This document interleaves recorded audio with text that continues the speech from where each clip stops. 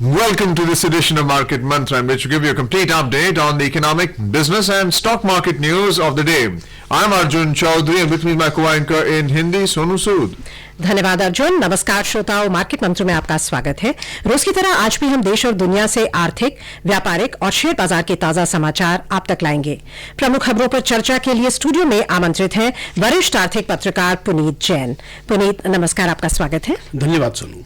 आइए शुरुआत करते हैं हेडलाइन से, जिन्हें आप तक ला रहे हैं Arjun Chaudhary. GDP growth in second quarter of this fiscal slips to 4.5%. Domestic equity indices decline around 0.8% amid negative global cues, and rupee weakens 12 paise against the US dollar. सकल घरेलू उत्पाद में वृद्धि की दर मौजूदा वित्त वर्ष की दूसरी तिमाही में कम होकर 4.5% दर्ज हुई। नकारात्मक वैश्विक संकेतों के बीच घरेलू बाजार सूचकांक लगभग 0.8% के नुकसान में रहे और रुपया डॉलर के मुकाबले 12 पैसे की गिरावट में रहा। To our top story, India's economic growth slipped further to hit an over 6-year low of 4.5% in July to September period of this fiscal. According to official data released today, during the 6-month period of April to September 2019, the Indian economy grew 4.8% as against 7.5% in the same period a year ago. The previous low was recorded at 4.3% in the January to March period of 2012-13. The gross domestic product GDP growth was registered at 7% in the second quarter of 2018-19. The Reserve Bank had lowered the GDP growth projection for 2019-20 to 6.1% from an earlier forecast of 6.9%. Puneet, what's your view on the current GDP numbers? Even the central bank had lowered its forecast, its estimate as to what the GDP numbers are going to be.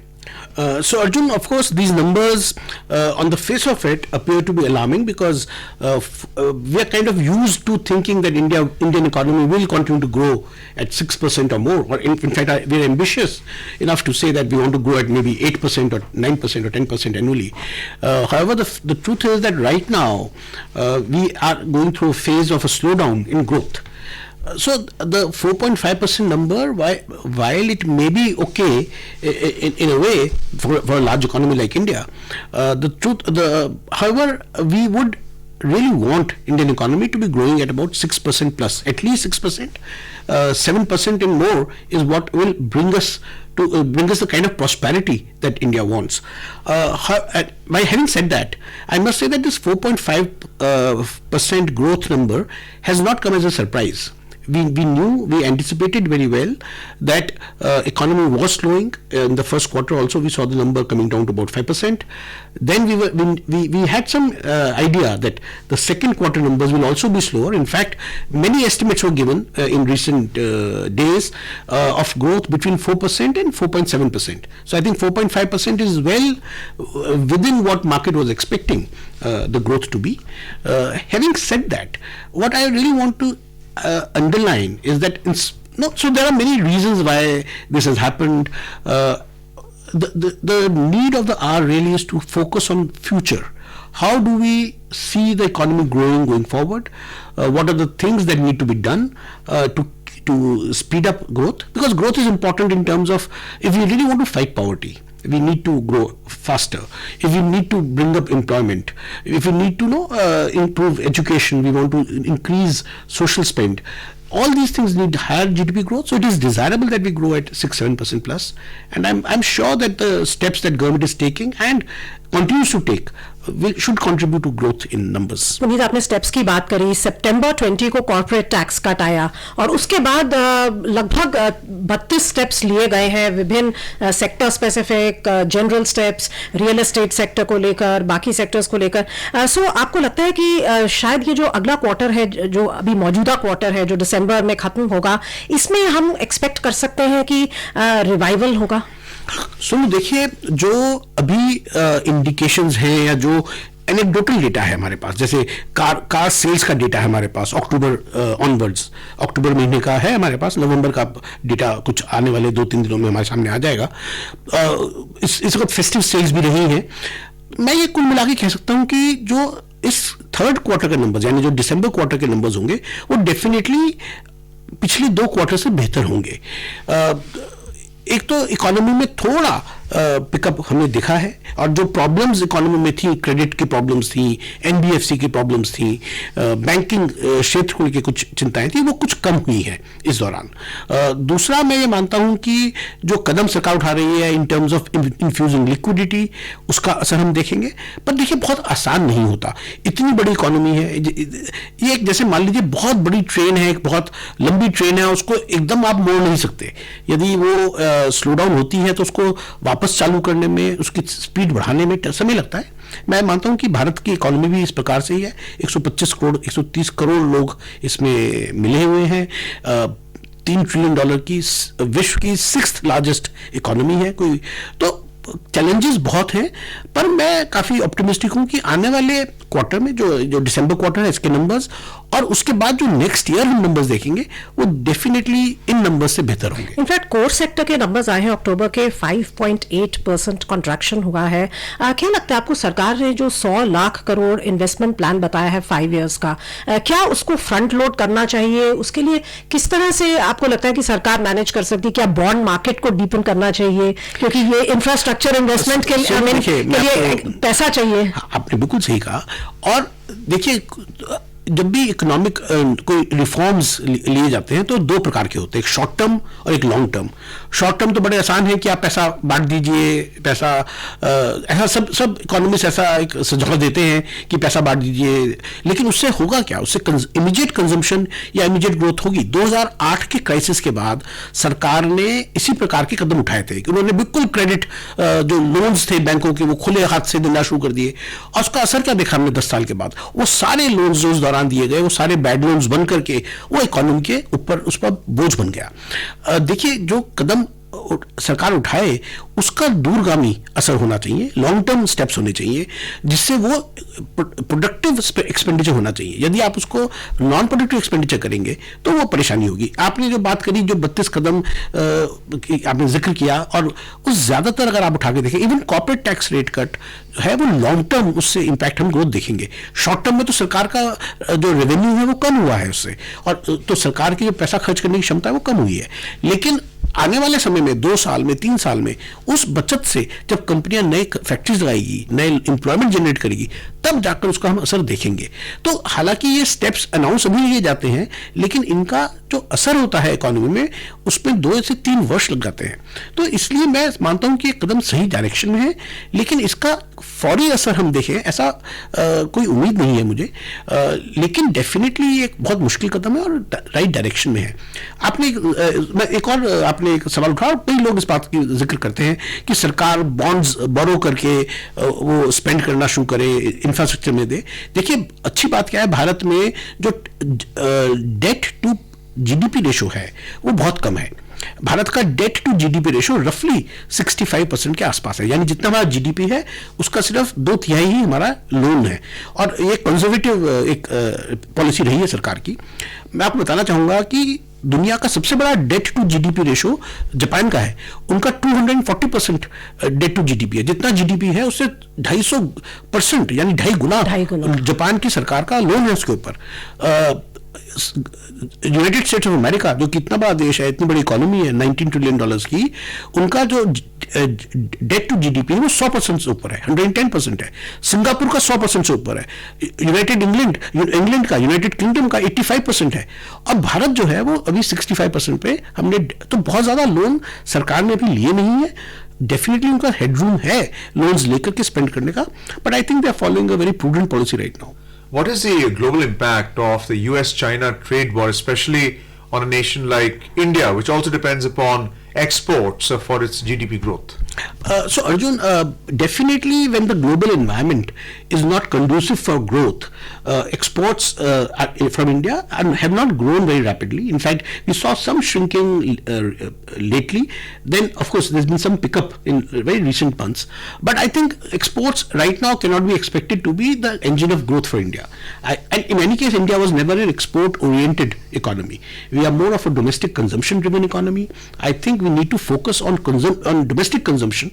One of the most important building blocks of consumption always is credit from banks or from NBFCs. But also income. But income will come largely when businesses or the capacity to earn that income grows, and that comes from credit because they build assets. Now in India we have seen last 3-4 years, I really need to underline this, we have seen a credit squeeze in India. We have seen companies going bankrupt, banks not willing to give loans even when they can. So that credit, and it's okay. India Bulls, DHFL. Lot of issues have been there with companies, but my own take has been that this is a necessary evil that the government had to know, kind of a bullet that they had to bite. And I think once this credit culture gets cleaned up, and which we are pretty much near the end of that cycle, I think we'll pick up growth rapidly. Therefore, even to my listeners and to others, I would suggest that we keep looking at the credit growth numbers. The moment we see credit growth picking up in India, we will see economy also pick up very sharply. Puneet, आप कह रहे credit squeeze है और banks बहुत ज्यादा cautiously loans दे रहे हैं, शायद जो उनके नॉन परफॉर्मिंग एसेट्स इतने बढ़ गए उनको देखते हुए, डिफॉल्ट्स जो के केसेस सामने आए हैं उसको देखते हुए, इस सिनेरियो में और इस सिनेरियो में कि जीडीपी ग्रोथ 4.5% आया है, आरबीआई की पॉलिसी जो अगले सप्ताह आने वाली है उससे आपको क्या आशाएं हैं?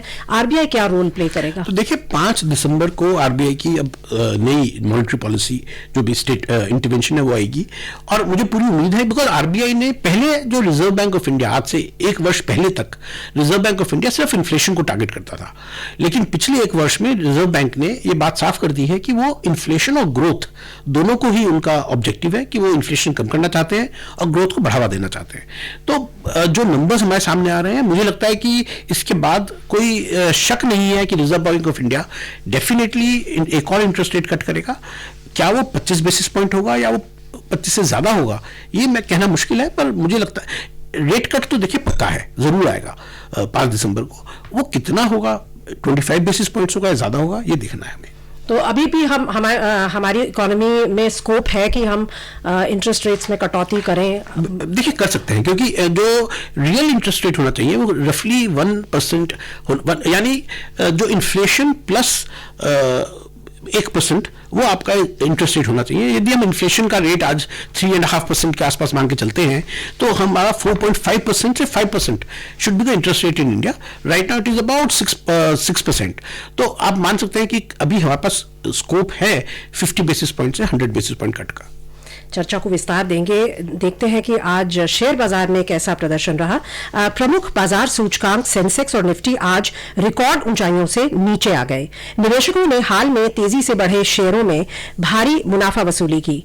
बंबई शेयर बाजार का सेंसेक्स 0.82% की मंदी से 336 अंक लुढ़ककर 40,794 पर बंद हुआ.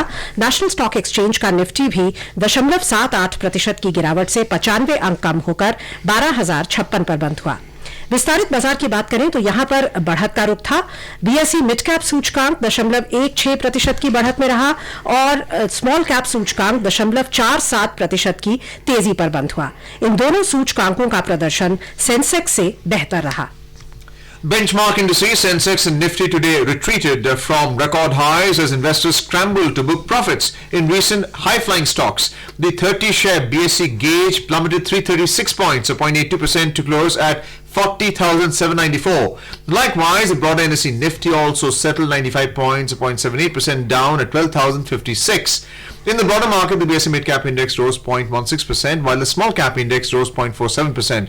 Both these indices outperformed the Sensex.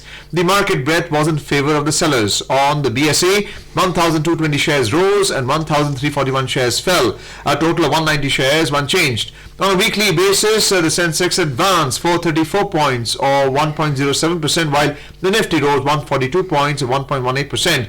Investor sentiment during the week was mainly driven by positive news. about US-China trade talks progress and continuation of measures by the government to boost consumer demand and economic growth. Today, Yes Bank was the top loser in the Sensex pack, shedding 2.5%, followed by Hindustan Unilever that fell 2.4%, Mahindra and Mahindra 2.1%, SBI, Tata Motors and Vedanta around 2%. On the other hand, Bharti Airtel, HDFC Bank and NTPC ended with gains. Sectorally, BSE Energy, Metal, Auto, Oil and Gas, Capital Goods and FMCG indices fell up to 1.5%, while BSE Telecom, Realty, Utilities and Power indices rose up to 2.5%. Puneet, we're seeing high-flying stocks seeing a correction in the market today. Take the example of Yes Bank, which has been playing yo-yo in the market, especially with news-driven counter about investment coming into this company, which has been facing a great deal of debt. What is your advice to investors in the current market?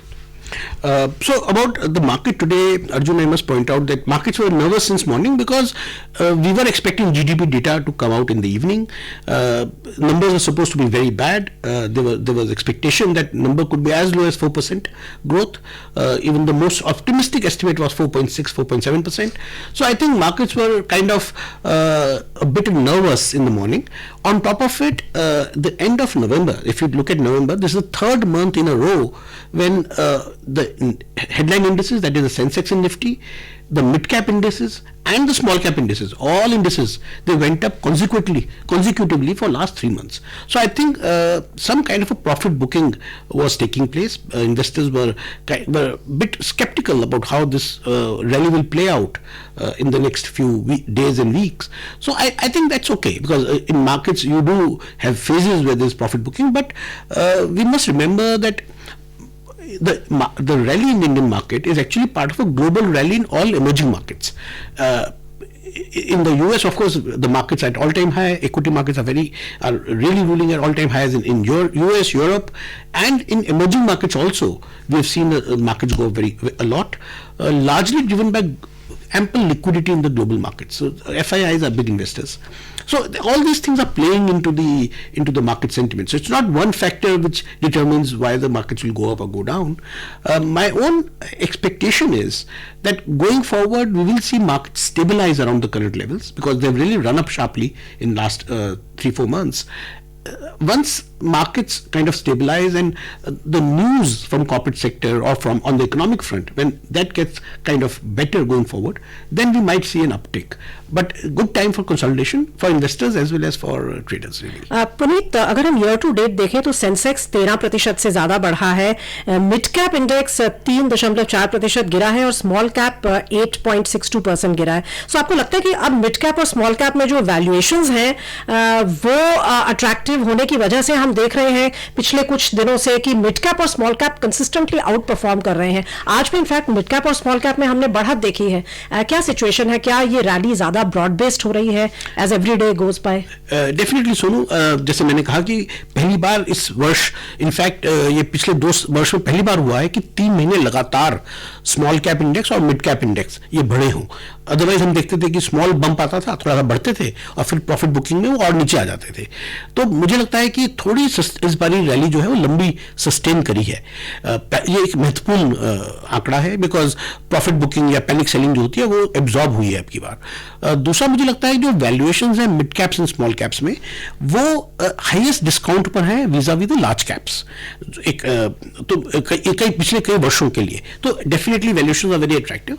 तीसरा मैं point ये कहना चाहूंगा, या कई studies ने बहुत बार हमें बताया है कि जब भी इकोनॉमी पिकअप करती है, जब इकोनॉमिक ग्रोथ पिकअप करती है, यानी आप कह सकते हो साइकिल टर्न करती है इकोनॉमिक साइकिल, तो मिड कैप स्मॉल कैप्स में जो मुनाफा होता है वो ज्यादा होता है.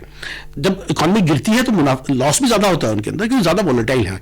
लेकिन ऐसा लगता है यदि हम मिड कैप स्मॉल कैप को देखें तो मार्केट हमें बता रही है कि आने वाले समय में markets are expecting economy to pick up going forward in the next 5-6 months.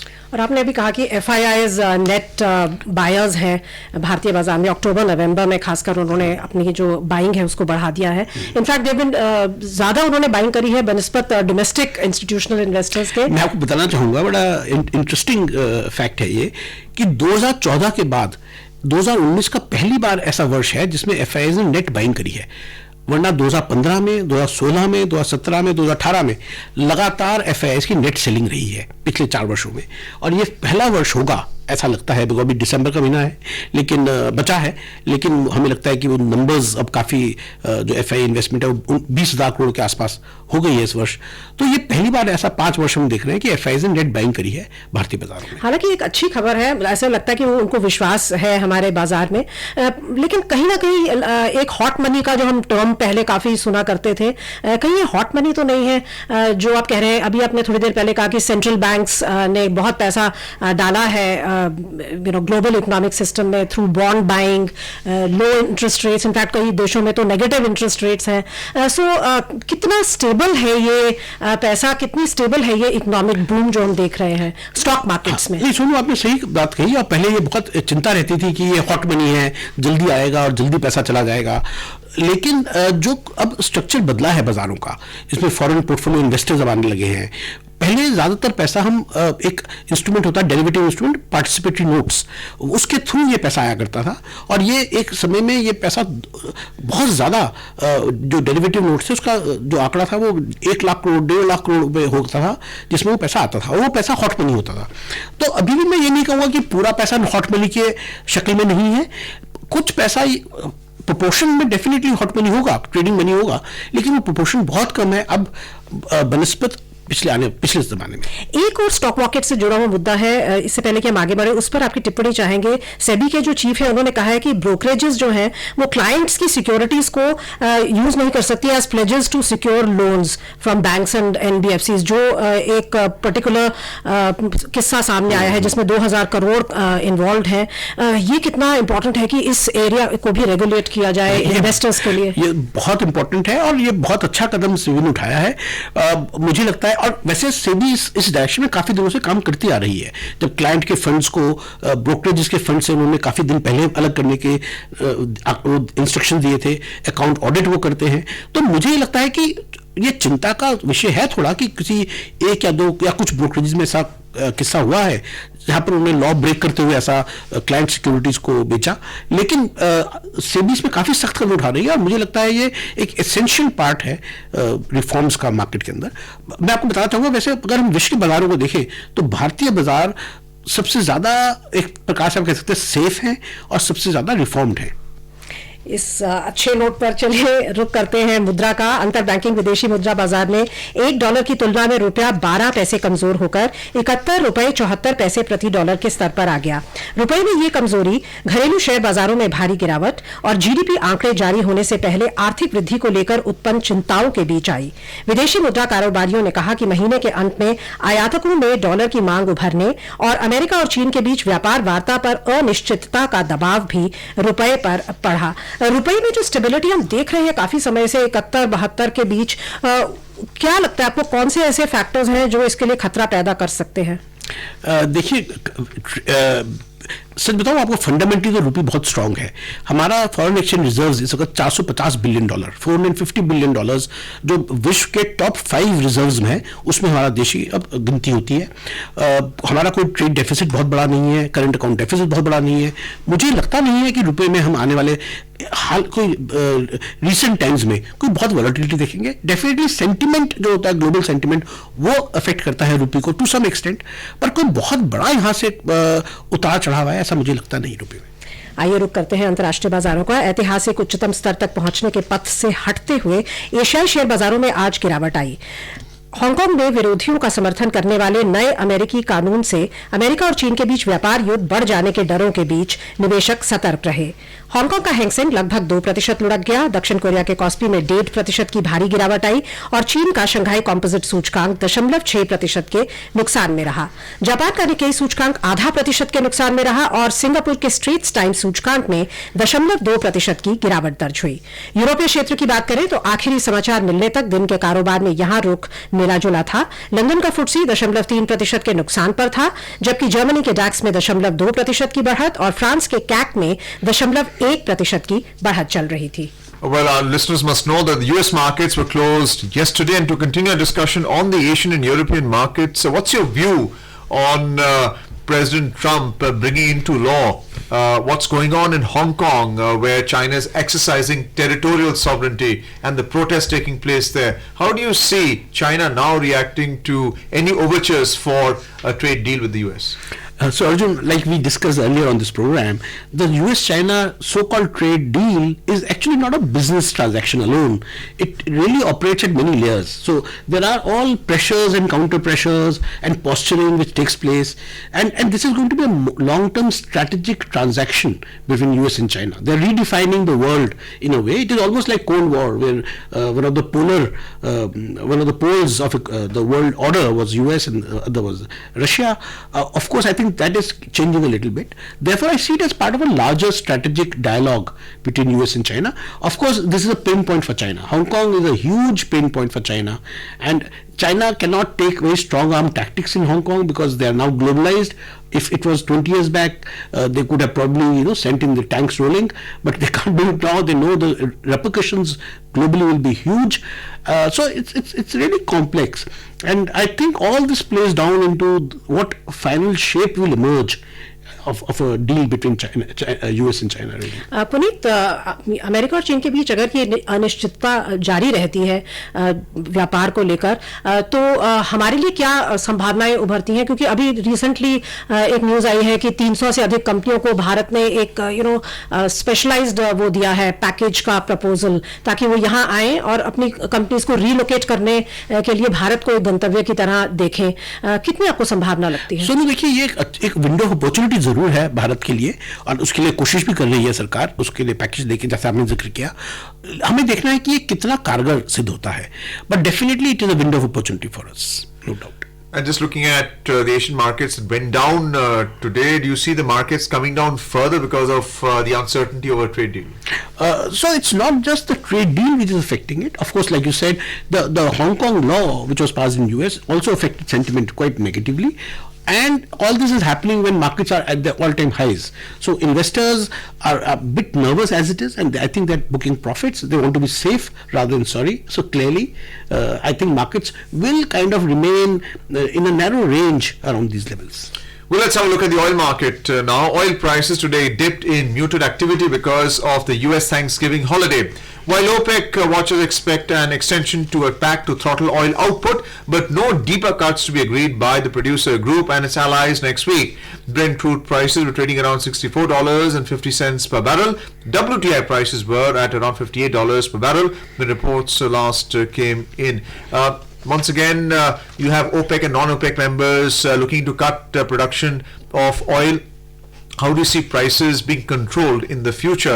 It is still in the $60 to $65 mark. I think this narrow range will be maintained because the fundamentals of oil market, where demand supply is quite balanced right now, and I don't see why oil prices can shoot up because there's sufficient capacity which can come on production if the need be, and at the same time they're maintaining the downside because they're maintaining production cuts. So I think oil appears to be in a narrow range between 60 and 65. Puneet, Aramco का जो वो था IPO, वो बहुत एक important development माना जा रहा था ऑयल वर्ल्ड में, लेकिन उसके लिए खास कुछ नहीं हुआ है. ओवर सब्सक्रिप्शन, ज्यादा रिस्पॉन्स नहीं आया, शायद ओवर वैल्यूड था. सो आपको लगता है कि अब इससे कोई खास इफेक्ट नहीं होगा प्राइसेस पर? देखिए, इससे बहुत असर नहीं पड़ेगा बिकॉज ये हमें मालूम था शुरू से कि अरामको का जो वो इशू था वो प्री सोल्ड था.